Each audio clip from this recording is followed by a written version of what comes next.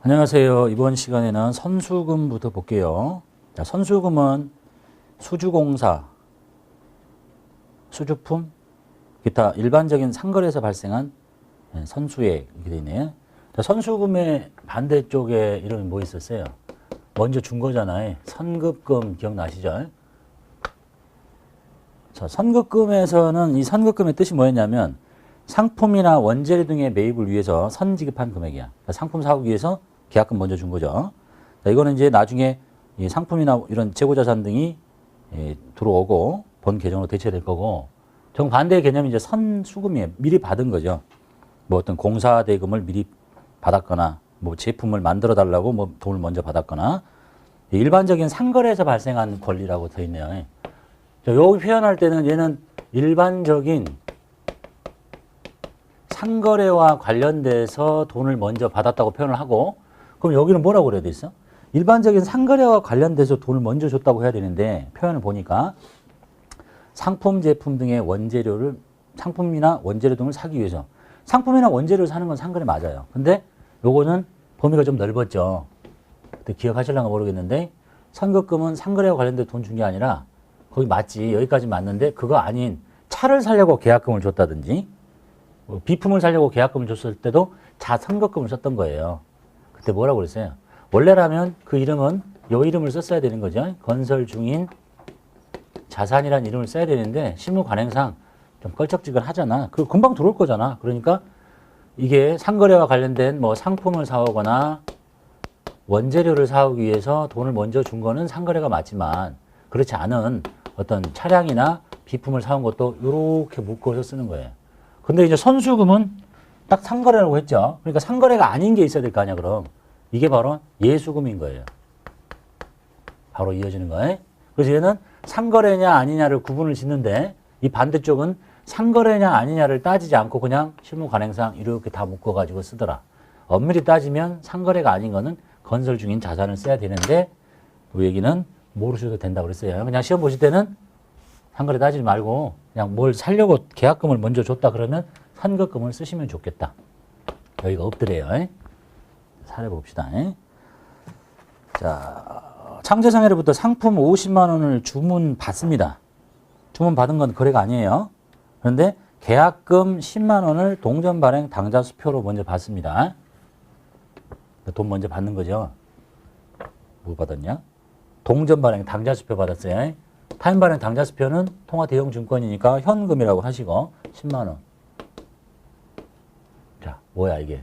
미리 받은 거잖아. 뭐와 관련돼서? 상거래와 관련돼서. 상품을 주문하는 것은 주고받는 건 상거래니까. 그래서 쓰는 이름이 선수금이라는 얘기입니다. 지금 부채죠. 그 다음에 주문한 상품을 인도하고, 즉 물건 내보냈어요. 이제 계약금을 뺀 나머지를 자기합수표로 받습니다. 상품 매출 이제 발생하면 되겠죠. 수익 잡고 상품 매출 주문한 물건을 보냅니다. 얼마냐면 계약금하고 잔금이 40이니까 50만 원어치 팔았나 봐요. 미리 받아놨으니까 이거 뺀 나머지만 상대방이 주겠죠. 선수금 잡힌 거 먼저 빼고요. 부채 줄여주고. 이렇게 생겼다 이렇게 없어지는 거니까. 그 다음에 나머지는 자기합수표 받습니다. 자기합수표 뭐야? 통화 대형 증권이죠. 현금 40만 원 이렇게 생겼다가 없어지면 되겠네요. 반대 사람 볼게요. 창제상해로부터 주문 받았다니까 내가 만약에 창제상해야, 내가 지금 상품 살라고 계약금 준 거잖아요. 뭐 줬어요? 동전 발행 당좌수표를 줬어요. 내가 지금 당좌수표 발행한 거야. 그럼 뭐라고 해야 되겠어? 당좌 예금을 줄여야 되겠죠. 당좌 예금의 감소로 처리합니다. 나의 당좌예금 통장에서 빠져나갈 거니까. 상품 사려고 돈 먼저 준 거잖아. 선급금 이렇게 처리하시고 10만 원. 여기 배웠던 거 정리하는 겁니다. 자, 그 다음에 이제 진짜 물건이 들어와요. 나한테 상품이 들어오겠죠. 상품이 50만 원어치 들어옵니다. 근데 미리 준 돈 있잖아. 선급금 빼고 10만 원 빼고. 나머지는 자기합수표를 해주했다니까 난 자기합수표를 준 거야. 나도 자기합수표는 현금이죠. 현금 나갑니다. 40만 원. 이렇게. 그래서 이제 보통 서적들은 선수금, 선거금 같이 설명하고 외상매출금, 외상매입금 그렇게 설명하는 게 좋을 것 같긴 한데, 예? 제가 이렇게 따로따로 이렇게 쪼개놓은 이유는 일단 선수금, 선거금 배우고 그 다음에 이제 반대쪽에 선수금을 배우면서 상대방인 선거금도 다시 한번 같이 정리하자 이런 뜻입니다. 이걸 다 이해를 하셔야 되니까 이렇게. 내가 이런 상황이 있던 거 먼저 배웠고 반대쪽 상황 봤으니까 이걸 다시 정리하시고 이게 사라지는 것도 정리하시고요. 자, 그 다음에 이제 예수금 말씀드렸죠. 얘는 상거래와 관련돼서 먼저 받아놓은 거고 그렇지 않고 먼저 받아놓은 걸 예수금이라고 해. 상거래를 따진다는 얘기죠. 상거래 이외의 거래야. 근데 이거는 안 따진다는 얘기죠. 이름이 없어. 일반적인 상거래 이외에서 발생한 여러 일시적인 예수액입니다. 미리 받아놓은 돈. 자, 예를 들면 종업원에게 급여를 줄 때 지급시 원천징수해서 세무서에 납부하기 전까지 일시적으로 받아놓는 원천징수 소득세 예수금, 국민연금 예수금, 건강보험 예수금. 자, 요 얘기를 할 때 이제 원천징수라는 걸 먼저 들어보셔야 되겠죠. 자, 윗급수로 가면 이제 또 이런 거 다 배울 텐데 원천징수가 뭐냐? 이건 이제 회계학이 아니에요. 원천징수는 소득을 지급하는 사람이 소득을 지급하는 사람이 제가 내야 될 세금을 원천적으로 딱 떼고 주는 거야. 그리고 내가 대신 내주는 거야. 예? 자, 가장 대표적인 게 이제 여러분들 회사 다니실 거니까 근로소득 원천징수 볼게요. 상황을 좀 봅시다. 자, 내가 회사를 다니는데 근로자는 최대리야. 최대리가 회사에 근로를 제공합니다. 자, 근로를 제공한 대가로 뭘 받아요? 월급을 받잖아. 급여. 예? 급여를 받죠? 자, 회사는 이제 급여를 100만 원을 줄 때 이렇게 회계 처리하면 돼요. 급여 100만 원. 비용이에요. 사변의 비용, 대변의 현금 100만 원. 자, 이러면 그냥 아무 신경 쓸 거 없는데 이제 나라에서 이러는 거죠. 이제 이 급여를 100만 원 받는 이 사람은 세금을 내야 되는데요. 이 사람 무슨 세금을 내야 되냐면 근로소득에 대해서 세금을 내야 됩니다. 주식회사면 뭐 법인이면 법인세를 내야 되고 개인이면 소득세를 내야 되는데 이런 근로자들은 근로소득이라는 걸 내야 돼. 근데 근로소득을 1월 달부터 12월 달까지 다 받은 급여 100만 원씩 받으면 1,200만 원 받았겠죠. 1,200만 원 받은 이 금액을 이제 네가 어떻게 계산해서 내라 이렇게 하면 근로자가 세금을 잘 모르니까 전 근로자가 다 가서 세무서에서 줄 서서 돈 내기가 곤란하잖아요. 그래서 이제 근로소득을 징수하는 방법이 매달 그리고 이제 12달 다 지나서 한꺼번에 1년치 세금 내라면 근로자가 엄청 짜증나겠죠. 한 달 월급 날라갈 거야. 열받으니까 그런 것을 좀 만회시키기 위해서는 소득을 지급할 때 미리서 세금을 조금씩 떼는 거야. 미리서 조금씩 뗐다가 12달치를 다 계산해서 연말정산이라는 거 들어보셨죠? 연말정산을 해서 미리 그러니까 예를 들면 이래요. 이제 이 사람이 1월 달부터 12달 동안 계속 한 10,000원씩의 세금을 미리 냅니다. 내가 내는 게 아니죠. 회사가 대신 내요. 그러면 이제 12달 동안에 이걸 냈으니까 12만 원의 세금을 미리 냈을 겁니다. 그래가지고 이제 12달치를 다 합쳤으면 1,200만 원일 텐데 다음 연도 2월 달에 급여를 줄 때 나중에 이제 윗급수 배우겠죠. 연말정산이라는 거 해요. 그래서 뭐 의료비 영수증, 보험 영수증 다 갖고 와서 이제 세금을 계산했더니 이 사람이 내야 될 세금이 20만 원인 거야. 자, 결정된 세금이 20만 원인데 내가 12달 동안 미리 냈잖아요. 12만 원을. 그러니까 미리 낸 돈을 뺀 8만 원만 이제 연말정산 결과 세금을 내는 거야. 근데 이게 뭐 의료비라든지 이런 게 많아져 가지고 내일 세금이 8만 원밖에 안 되면 돌려받는 거고 이게 이제 근로소득자의 세금을 납부하는 방식이에요. 자, 나라가 이제 이런 방식을 취하니까 너 급여를 줄 때 말이지 아무 일이 없으면 그냥 회사는 이렇게 하면 돼요. 얘가 100만 원짜리인데 이 사람의 인적사항, 그 다음에 부양가족 이렇게 표를 찾아가지고 그 이제 근로소득 간이세액 적용표라고 하는데요. 거기 봤더니 이 사람 내야 될 세금이 10,000원이에요. 그럼 나라에서 얘한테 돈을 걷어. 10,000원을 걷어가지고 현금 10,000원 걷어서 나라한테 내달래요. 근데 이게 언제 내냐면 다음 달 10일 날 내는 거거든요. 1월 급여를 1월 31일 날 주면 당장 못 내잖아. 미리 받아놓는 돈이야 이게. 예수금이잖아. 근로자로부터 이렇게. 이해됐죠? 그거 상거래 아니잖아요. 근데 미리 받아놓은 돈이야. 근데 아니 뭐더러 급여를 다 주고 돈을 또 받냐. 줄 때 미리서 떼고 주면 되는 거 아니야. 즉 중요한 거는 회사의 급여라는 비용이 변화가 있는 게 아니에요. 이건 그냥 원래 100인데 나라가 시키잖아. 그러니까 다 줬다가 거둘 게 아니라 급여 줄 때, 예? 급여를 주는데 급여는 100이야. 근데 다 주지 말라니까 뭘 걷어놓으라고. 그것이 바로 예수금인 거야. 10,000원. 예? 그리고 나머지만 주라니까. 이렇게 90만 원. 10,000원이면 99만 원이겠지. 제가 혹시 칠판에다가 산수를 잘못하면 여러분이 생각하는 게 맞아요. 간혹 그런 경우가 있어요. 근데 이게 저는 지금 사람 없이 혼자 하는 거니까 더하기 빼기를 잘 못할 수도 있는 100을 10으로 썼다가 여러분 이해하시고. 맞나 이거? 99만 원이죠? 이렇게 하라는 거죠 이제. 그때 생기는 게 예수금이에요. 그리고 나서 다음 달 10일 날 원천징수 이행 상황 신고서라는 게 있어요. 그런 서식을 작성해서 돈을 내요. 그럼 예수금을 없애는 거지. 이거 회사가 내는 게 아니에요. 직원한테 받아놓은 걸 내는 것 뿐이야. 그리고 현금 이렇게 12달 동안 처리하라는 겁니다. 이게 원천징수예요. 대표적인 사례.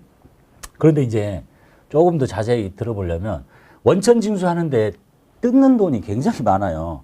뭘 뜯냐면 이게 이제 급여가 예를 들어서 100만 원이면 여기 지금 뜯는 이게 아까 말씀드린 거는 소득세만을 따지면 근로소득 간이 세액 적용표에 있는 소득세를 원천징수하고요. 이제 조금만 들어봅시다. 여러분하고는 좀 범위가 좀 다르지만 자, 그 표를 봤더니 그 사람이 내야 될 세금이 10,000원인 거야. 그러면 요것의 10%인 지방소득세를 같이 띄어요. 뭘 얼마나 많이 띄는 잘 보세요. 요것의 10%를 띄어. 이것도 띄어요. 자, 그 다음에 뭐 띄냐면 국민연금도 띄어요. 국민연금은 적용표가 서로 다르니까 여기도 이제 한 10,000원쯤 된다 칩시다. 거기다 이제 건강보험도 띄어요. 10,000원 띄어. 또 뭐 또 띄냐면 고용보험도 띄어. 10,000원. 금액은 서로 달라요. 그리고 사대보험이라고 하는 산재보험이 있는데 산재보험은 회사가 다 부담하는 거예요. 그러니까 여러분이 직장을 다니면서 월급을 받을 때 띄는 게 소득세 10,000원. 금액은 달라요. 적용표 100만 원이면 아마 세금 안 나올 거예요. 그것의 10%인 지방소득세 떼고 국민연금 떼고 건강보험 떼고 고용보험 떼고 나머지만 여러분한테 주는 거야. 그것을 모두 다 뭉친 이름이 예수금인 거예요. 다 걷어놓은 거잖아. 종류를 보면 이렇게 많더래요. 다 자세히 보시면 이해되셨죠? 자, 사례 볼게요. 2월달 급여가 100만 원인데 소득세 등, 그래서 이제 소득세 등이라고 하는 거야. 이런 것들을 다 나열하진 않았지만 원천징수가 22,000원입니다. 이걸 뺀 나머지만 현금으로 줍니다. 그럼 차변에 급여는 회사의 급여 변동이 없어요. 무슨 이름이 됐지만 무슨 이름이 된지 모르겠지만 하여간 여러 가지를 다 묶어서 떼놓는 돈은 다 예수금인 거야. 예수금이 22,000원이네요. 그리고 나머지만 돈을 주면 되겠죠. 이게 예수금에 대한 회계처리고, 그래가지고 이 예수금 걷어놓은 걸 이렇게 내는 게 납부에 대한 회계처리인 거예요. 생길 수 있는 상황 다 되셨죠. 그 다음에 유동성 장기 부채, 이거는 비유동 부채 중에서 보고기한 종료로부터 1년 이내에 상환될 거. 이거는 지금 설명해도 이해가 안 되니까 저기 장기 차입금 쪽에 가서 하기로 하는 걸로 갑시다. 예수금 잘 받으시고. 자, 그 다음에 이제 가수금 있죠. 가수금은 뭐에 반대냐면, 가수금의 반대는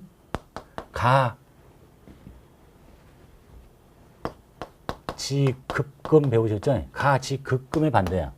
가지급금의 뜻이 뭐였어요? 현금 등의 지출은 있었으나 계정 과목과 금액을 확정할 수 없을 때 일시적으로 쓰는 거. 그거 나중에 원인 밝혀지면 빼는 거. 얘는 정반대야. 현금 등의 유입이 있었겠죠. 예? 돈이 들어왔는데 무슨 계정 과목이 얼마인지 몰라. 그때 일시적으로 쓰는 일은. 그리고 나서 원인이 밝혀지면 요거 빼고 해당 내용으로 갈아 끼우는 거. 차려봅시다. 내용을 알 수 없는 20만 원이 보통예금 통장에 입금됐어요. 보통예금 통장에 돈 20 찍혔으니까 집어넣어야 되겠는데 내용을 몰라. 알 때까지 가수금 부채입니다. 쓸 수 있는 게 부채밖에 없으니까 뭐 자본이 늘었다고 할겠어? 수익이 생겼다고 할수 알 수 없잖아. 일단 자산 늘리고 부채를 늘려놔요, 같이. 그리고 나서 원인을 찾았더니 외상 매출대금이 입금된 걸로 확인됐습니다. 자, 이거 원인 밝혀졌죠? 가수금이 왜 늘었는지를 알았네요. 늘고, 자, 원인 찾았으니까 정리해야 되겠는데 뭐라고 되어 있냐면 외상 매출대금이 입금된 거네. 지금 외상대금을 없애면 됩니다. 외상 매출금 20만 원 이렇게 해서 생겼다가 정리하시면 되겠죠. 거기까지 보시고, 그 다음에 비유동부채 거의 출제될 거 없습니다. 나머지 비유동부채, 유동부채 다 끝났죠. 기간이 좀 긴 거.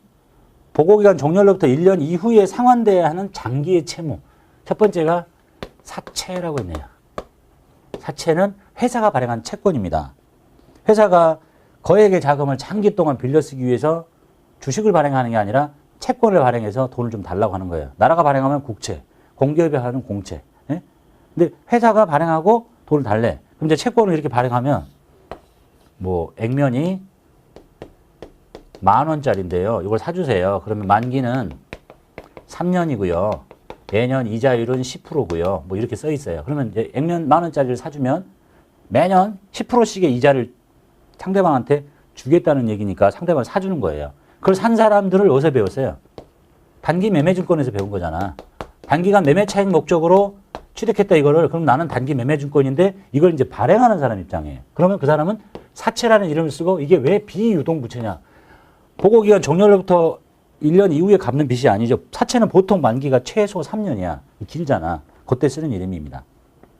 나머지는 모르셔도 돼. 그러니까 이제 회사가 돈을 빌려왔는데 현금으로 빌려온 게 아니라 사채를 발행을 해가지고 1억이 들어와요. 그럼 여기다 사채라고 쓰는 거야. 이게 1억. 취득한 얘는 단기 매매증권이지만 이거 부채예요. 그래서 꼬박꼬박 이자 주고 만기에 원금 갚는 거야.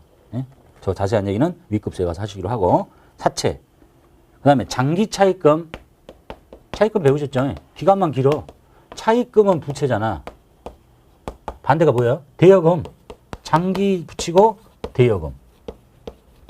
빌려준 거.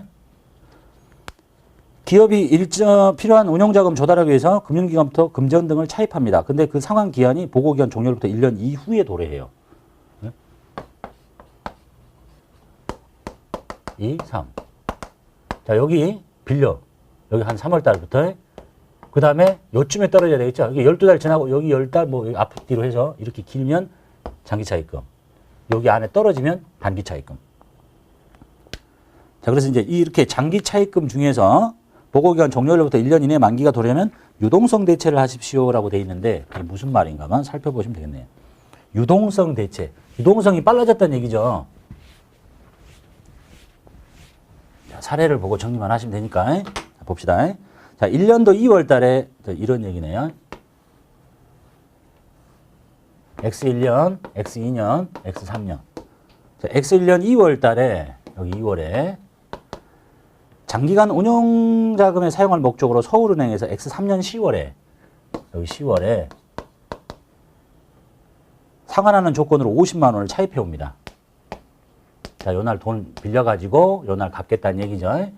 여기 1년 지났고, 여기 11달, 여기 10달이죠. 굉장히 기네. 자, 그러면 이제 요 날 X1년도 2월 달에 회계 처리하면 되겠죠. 돈 들어왔죠? 돈은 보통예금 계좌로 들어옵니다. 그럼 보통예금 얼마? 50만 원. 그리고 기간이 길잖아요. 장기 차입금 50만 원. 자, 아무 일이 없으면 이렇게 할 텐데 담보 설정 수수료가 빠지고 통장에 들어와요. 얼마 빠졌냐? 5만 원 빠졌네요. 그럼 통장에는 45만 원밖에 안 들어옵니다. 갚아야 될 빚은 이거야. 설정 수수료가 빠지고 들어왔으니까 요거를 수수료라고 비용 처리하시면 되겠죠. 지급 수수료 또는 뭐 수수료 비용 이렇게. 그리고 만기 때 갚아야 될 건 이거야. 됐나요? 자, 그리고 나서 이제 끝까지 있다가 갚아버리면 되는데 이제 이런 얘기 하는 거죠. 자, 오늘 요 날 시점에 X1년도 12월 31일이 됐습니다. 자, 요 날로 보면 아직도 장기가 맞지. 그러니까 아무 문제가 안 생겨. 그런데 X2년 12월 31일이 됐어요. 자, 이제 일이 온 거죠. 일이 왔다. 근데 여기서 볼 때 외부에 보고하는데 여전히 장기 차입금이라고 보고하면 되냐, 너? 야, 6달밖에 안 남았잖아. 에? 굉장히 빨리 갚아야 되지. 근데 이렇게 보고하면 안 되잖아. 그래서 자, 유동성이 빨라졌으니까 요즘 비유동부채 배우는 거잖아요. 요거를 유동성이 빨라졌으니까 비유동부채를 유동부채로 갈아 끼우라는 거야. 자, 유동부채 자리를 옮깁니다. 자, 이거 빼버려. 장기 차입금이라는 비유동부채를 이제 왜냐하면 1년 이내에 갚아야 되니까 없애고 그럼 이걸 뭐라고 바꾸냐? 단기 차입금이라고 바꾸냐? 그러지 말고 요런 이름을 쓰세요. 이름 잘 지어놨으니까. 유동성이 빨라졌어. 뭐가? 장기 부채가. 그래서 이렇게 하래. 자, 여기 이름 잘 보면 장기부채니까 비유동부채처럼 보이지만 얘 유동부채예요. 그러니까 유동부채 편에서 이때 하기로 했었죠. 유동부채야. 그러니까 장기차입금을 단기차입금을 쓰지 말고 없애고 1년 이내 갚아야 되니까 유동성 장기부채라는 유동부채로 이름을 갈아 끼우는 겁니다. 그리고 나서 연할 갚을 때는 요거 요렇게 없애고 현금 주면 되겠죠. 이렇게. 이해되셨나요? 자, 이게 유동성 대체라는 얘기고, 그럼 이제 결론은 이거죠. 부채는 보고를 할 때 부채가 중요하겠어요? 자산이 중요하겠어요? 뭐 보수주의라는 얘기 들어봤잖아요. 되도록이면 빚이 더 중요한 거야. 위험한 거니까. 자산은요, 장기 대여금, 단기 대여금, 여기는 유동자산. 여기 장기 대여금은 비유동자산이거든요. 요것 중에서도 1년 이내에 도래하면 이렇게 바꿔야 되는 거 아니냐? 이건 말이 없어요. 근데 단기 차입금, 장기 차입금, 부채죠. 장기 차입금 중에서 이렇게 1억이 있으면, 자, 여기는 유동부채, 여기는 비유동부채인데, 처음에 생길 때 장기 차입금이 유동부채가 아니라 비유동부채였는데, 세월이 지나면서 유동성이 빨라지면 요거 중에 일부를 이렇게 뜯어다가 1년 이내에 갚아야 될 것은 단기 차입금에다 바로 더하지 말고 유동성 장기 부채라는 별도의 이름을 적어가지고 이 중에 5천이 이렇게 1년 이내에 갚아야 될 빚이다. 나머지는 여전히 1년 이후에 갚아야 될 빚이다. 이렇게 따로 구분해서 보고하래요. 그러면 정보 이용자가 볼 때, 자, 올해 이제 X3 2년 말인데 요거는 생길 때부터 1년 이내에 갚아야 될 빚. 요거는 아직도 1년 이후에 갚아야 될 빚. 언제 생겼는지 모르겠지만. 근데 요걸 잘 보니까 생길 때는 1년 이후에 갚아야 될 빚인데 이날 현재로 보면 1년 이내에 갚아야 될 빚. 이렇게 해서 따로 보고하래요. 그래서 유동성 장기 부채는 비유동 부채가 아니에요. 유동 부채야. 이름이 굉장히 이렇게 장기가 붙어서 비유동 부채처럼 보이지만 이해되셨죠? 장기 차입금 편. 그다음에 장기성 매입 채무 볼까요? 매입 채무인데 매입 채무에 뭐 있죠? 외상 매입금, 상거래와 관련된 외상 매입금, 보고기간 종료일로부터 1년 이내에 갚을 거, 어음상의 의무, 지급, 어음. 근데 이것이 보고기간 종료부터 1년 이후야. 그럼 여기다 장기만 붙이면 되지. 내용 없어요. 장기 외상 매입금, 장기 지급, 어음. 그 다음에 미지급금. 미지급금은 일반적인 상거래와 관련되지 않은 채무인데 보고기간 종료부터 1년 이내에 갚아야 될 거죠. 근데 1년 이후에 갚아야 돼. 그러면 여기다가 장기를 붙이시면 되겠네. 뭐 나올 일 거의 없습니다. 자, 그 다음에 자본편 좀 보십시다. 자, 자본 얘기 좀 간단히 할게요. 자본은 기업이 소유하고 있는 자산 총액에서 부채 총액을 뺀 잔액. 많이 들어보셨잖아. 자산 총액에서 자산 마이너스 부채는 자본. 이게 뭐야? 자본 등식이잖아요. 이걸로 정의되고 소유주 지분. 이 자본을 뭐라고도 표현하냐면 소유주의 지분이라고도 하고 뭐 순자산이라는 얘기도 했었죠. 내가 갖고 있는 거 그중에 남의 걸 뺀 게 진짜 내 거 이런 얘기 했었죠. 자, 그리고 법인 기업의 자본은 변동 원천, 법률적 요구를 기준으로 5가지로 쪼갭니다. 그런데 개인 기업은 누가 별로 관심이 없어. 그냥 자본금만 존재합니다. 자본에서. 그래서 우리는 개인 기업을 다루니까 일단 자본금만 볼게요. 자본 속에 자본금만. 자, 개인 기업에서의 자본의 증가와 감소를 기록하는 계정이 자본금 계정인데, 여기 계정으로 그리면 이렇게 된다는 얘기죠. 자, 여기다가 자본금 여기 적을 텐데요. 자, 자본 계정의 대변에는 영업을 개시할 때의 출자액, 여기다 출자액을 적으시고, 뭐 1억. 그 다음에 추가 출자액, 돈이 부족하네. 한 5천 정도 추가로 더 출자해. 그리고 순이익, 순이익이 뭐 1천 났네요. 이렇게 적으라고 하는 거고, 그 다음에 반대쪽에는 기업주의 인출액, 돈 빼갔다는 얘기죠. 뭐 3천 빼갔다. 그 다음에 순손실 마이너스 5천. 뭐 이렇게 적으시래요. 이 말이 뭔 말인가를 분계로 표현하면 이런 거예요. 우리가 계정을 이렇게 보고 이해는 하시겠지? 이쪽에 자본이 증가잖아. 순이익이 나면 어떻게 된 거예요? 자본이 증가하는 거예요. 자, 요 사례 보면요. 자, 예를 들어서 1월 1일 날 회사로 개인 회사인데 사업주 대표가 1억을 출자해요. 그럼 회사로 현금이 들어오죠. 현금 1억. 그리고 자본금이라고 적습니다. 1억. 요거를 자본금 계정에다 적어. 들어. 이리 가잖아. 이거잖아, 지금. 예? 이렇게 기록되는 거예요. 이렇게 적힌다. 그럼 자본금 현금이겠죠, 여기가. 그 다음에 또 추가로 출자해요. 그럼 이렇게 하겠지. 5천. 그 분기가 이거잖아. 들어. 이쪽으로 가는 거잖아. 그 다음에 기업주가 돈을 빼나가요. 현금. 저기 보면 3천. 맞았죠? 여기다 자본금 적어. 3천.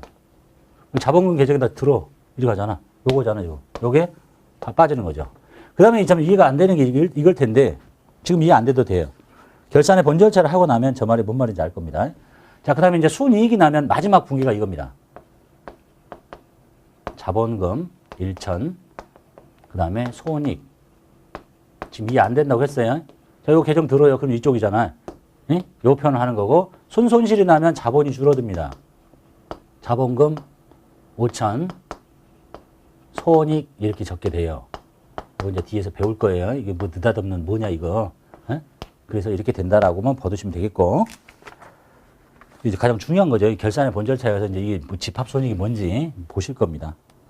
하여간 자본금 계정을 이렇게 적힌다. 그리고 이제 우리가 시험과 관련해서는 이제 인출금이라는 게 뭐냐 이게. 이건 이제 개인 기업에만 나오는 계정 과목이에요. 인출금. 읽어볼게요. 자, 회계 기간 중에 자본에 관한 모든 회계 처리를 자본금 계정을 방금처럼 이렇게 써버리면 무슨 문제가 생기느냐? 자본금 계정이 지저분해진다.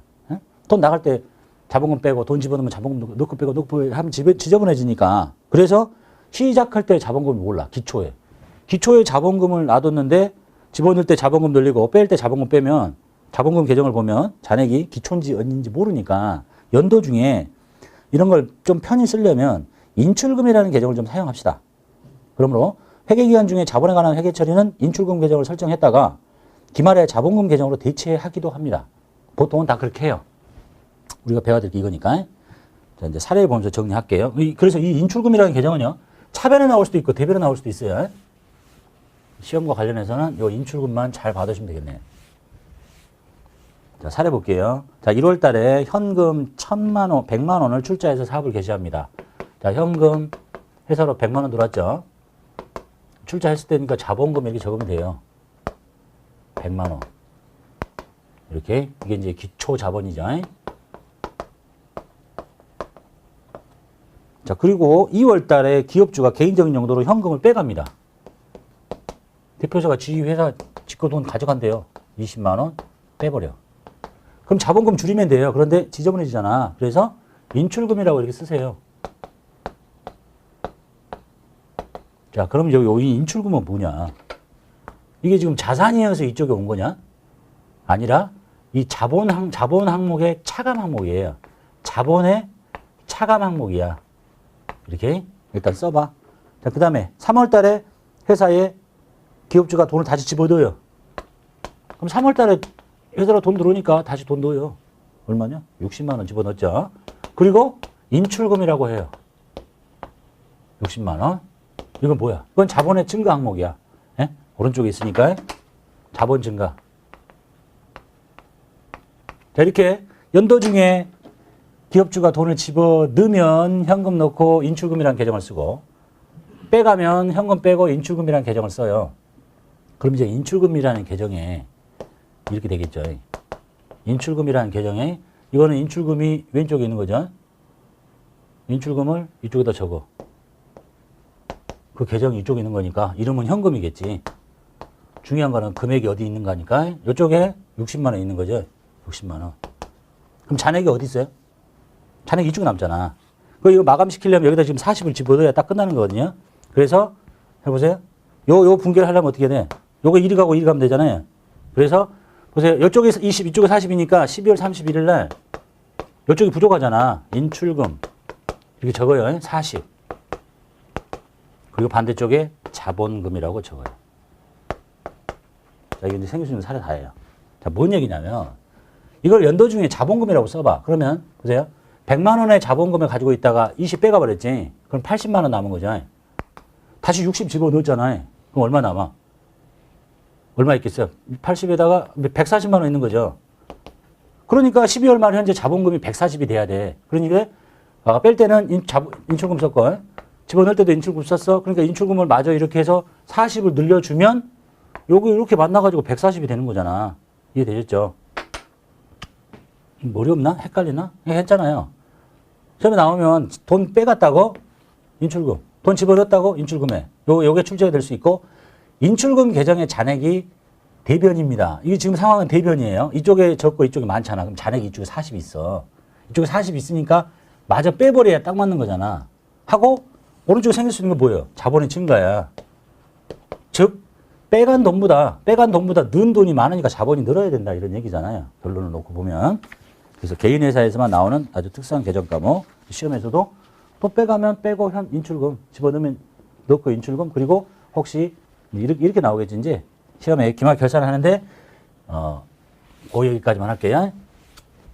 자, 오늘 12월 31일인데 기말 결산에 대한 회계 처리하십시오. 인출금 계정의 차변 잔액이 10만 원이야. 자, 인출금이 차변의 잔액이 있다고요? 없애려니까 대변으로 뺍니다. 10만 원. 그리고 뭐라고 그래? 자본금이라고 하면 돼 그냥. 자본이 줄어든 거예요. 그 다음에 12월 말 현재 인출금 계정의 대변 잔액이 10만 원이야. 대변에 10만 원 있다고 차변으로 빼. 그리고 자본금이라고 해요. 이게 끝이야. 이건 자본이 늘었네요. 그 정도만 봐두시면 되겠습니다. 자, 여기까지 하고 마치도록 하겠습니다.